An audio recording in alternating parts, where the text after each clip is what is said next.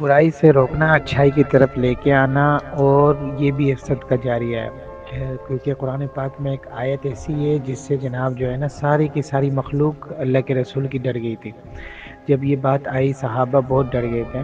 قرآن کی ایک آیت نازل ہوئی، الا الانسان لفی خسر، سارے کے سارے انسان خسارے میں، الا الذین آمنوا، پھر اگلے بول کے اندر اللہ نے واضح کیا الا الذین آمنوا وعملوا الصالحات وتواصوا بالحق وتواصوا بالصبر، جس نے حق کے اوپر چلا، تقوی اختیار کیا، حق کی دعوت دی، ٹھیک ہے، اور متقی پرہیزگار ہوا، تو اس کے لیے میں نے اس کے لیے جنت میں مقام رکھا ہے۔ وتواصوا بالحق وتواصوا بالصبر، پھر اس کو صبر کریں، اس کو چاہیے کہ صبر کرے، جنت الفردوس اس کے لیے بہت ہی خوبصورت آپ کا انتظار کر رہی ہے۔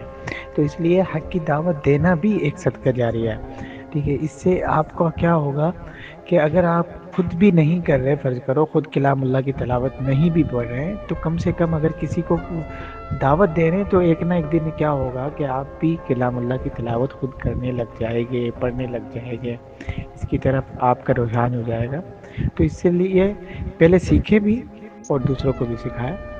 یہی ہمارا دین کہتا ہے کہ آپ جس چیز کا علم آپ کے پاس ہے وہ آگے پہنچائیں، تاکہ ان کو بھی اس چیز کا فائدہ حاصل ہو جائے۔